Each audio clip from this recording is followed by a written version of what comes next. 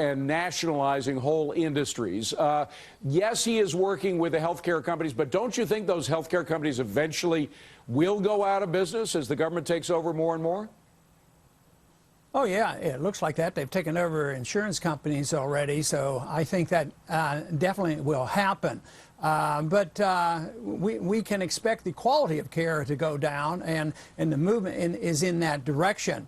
But, you know, Obama, on his appointees, they say, a lot of people say, well, they give the president sometimes a pass, and they'll say, well, he does this because it's his advisors and it wasn't him. But like you point out very, very correctly, is whether it's me in my congressional office or the president making his appointments, we're responsible because we pick these people, you know. So he can't duck and say, oh, I didn't realize that he had these beliefs. He probably very well knew exactly what the beliefs are of every single person he's appointed. The fact is that the American people are not giving him a pass anymore. They are saying, you are now a socialist. 55%. By the way, again, I have to reemphasize, this is a Democratic poll. It comes from James Carville, the most Democratic Democrat around. So if Carville's saying it, you better expect it to be true. So how does the president get out of this? I mean, is this a label that he will not be able to duck for the rest of his presidency?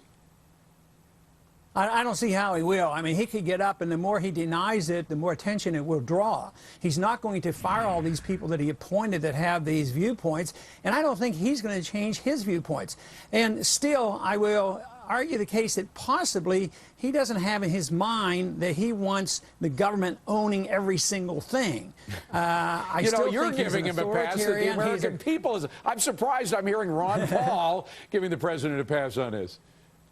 Well, I think actually, if you understood what I mean by corporatism, it's a much worse system because it leads to fascism, what it is. I mean, in Germany, the business people still own their businesses, and you can't have a worse type of socialism as the German fascism did. So the word itself, I think it's a healthy word to identify what's happening. That's why I would slightly qualify in socialistic. It means he wants to take over and run things and take care of his buddies and bail out his friends. I mean, they're still involved with a system, a monetary system where they bail out banks and their friends. Right. That isn't pure socialism when they use this banking system in the Federal Reserve to bail out big banks and big corporations. So he's in the pocket of big corporations and big banks, and that's a form of authoritarianism. Well, which, just for me, it's a better description. And again, a rose is a rose. The point is that politically it's a killer. This label, if he doesn't get out from under this label, it is really devastating politically. Congressman Paul, stay with us, please. We want to bring in James Toronto. He is a member of the Wall Street Journal's editorial board, has written about this. Also, Tim Carney of the Washington Examiner, who's also written about it. Tim, first to you. Now, you agree with Ron Paul, by the way, that socialist is the wrong term, right? Well, I absolutely agree that corporatism is the right word. I mean, Congressman Paul said everything I was going to say, that it's a corporate socialism.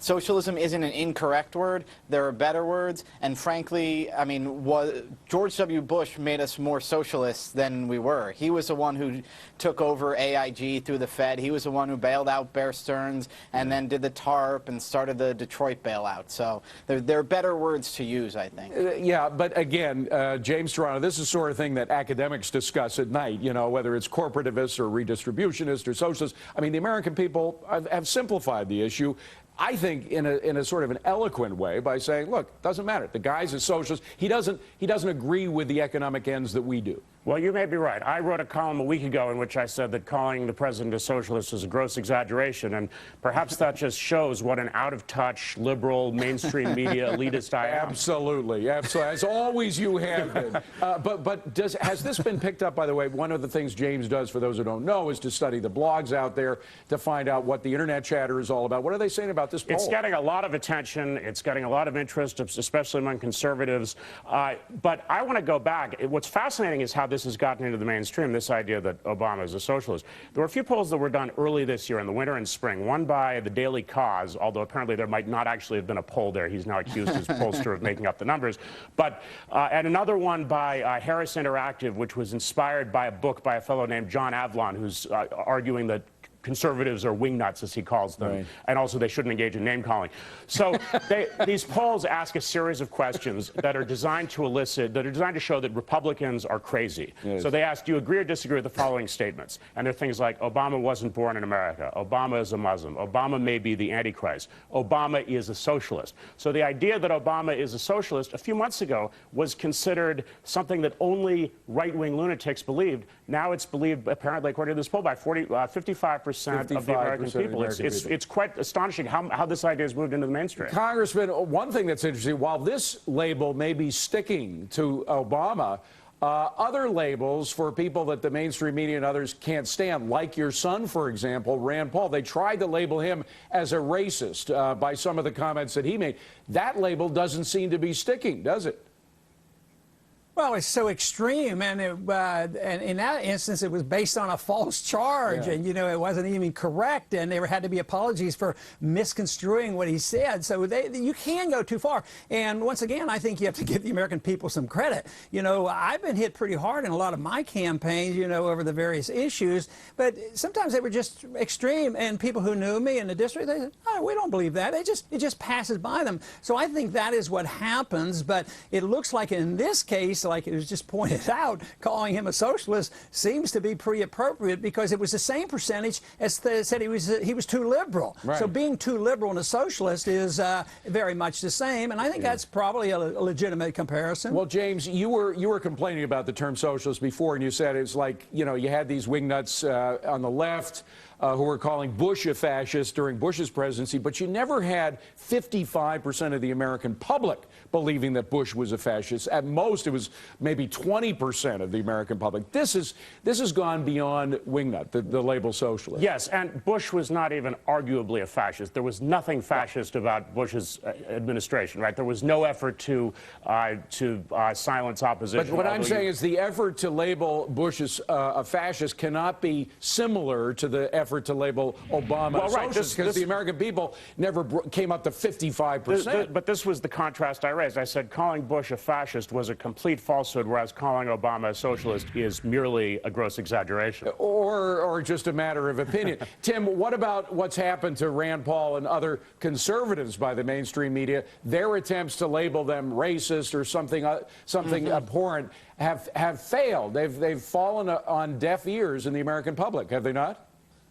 Well, and yes, they have, but it's incredible because this is all that I see the left talking about. I have a lot of liberal friends, and I always say, why is the most important thing to you to try to bring down Rand Paul or to try to bring down Sharon Angle when your party is in power and is doing, again, this corporatist stuff, is selling out the liberal base? But on the left, I think they're sort of averting their eyes from that and trying to sort of pick on people who have ideas that are easy to pick apart. And that's what's going on with Rand Paul and Sharon Angle. Congressman Paul, by the way, I just want you to be assured that Scoreboard has many times pointed out the connections between the Obama administration and a lot of corporate entities like Goldman Sachs, like BP, for example. There was no bigger supporter of BP among politicians than President Obama. Yeah, that's right. And of course, we find out that BP was a strong supporter of cap and trade. So they're in bed with the government in many ways. So that's why this connection between big government corporations is the big and most serious thing going on right now. But the concern about socialism is real and realistic, and the people are interpreting it right, even though there might be a technical definition that we will have slight disagreement on. But I don't think that's really too important, because I think it's the direction of the country that counts. When they ask that question, I mean, all these polls, are we satisfied with the direction of the country? And they are not satisfied. If they think we're going socialistic, believe me, simplistically, they say, wrong direction, change the party. And James, I think that's the point. You will never find 100% of anything, whether it's capitalism, socialism. It depends on what trend you're directing towards. And clearly, it's that trend that concerns the American public. Well, right. And to some extent, when people say Obama is a socialist, it's their way of expressing disapproval for him. Just like, you know, when people say he may be the Antichrist or he wasn't born in America, that's why you get bigger answers to those questions among Republicans. It doesn't really tell you anything about what they believe, except that they don't like Obama. James Tirana for the Wall Street Journal, Tim Carney, Washington Examiner, and, of course, Congressman Ron Paul. Great to see you all. Have a wonderful weekend. And actually, James is going to be coming back in just a moment. And we want to know what you think. President Obama is a socialist. Is that declaration a buy, sell, or hold? Text 369-249. Coming up on deck, Colonel Peters is outraged at President Obama for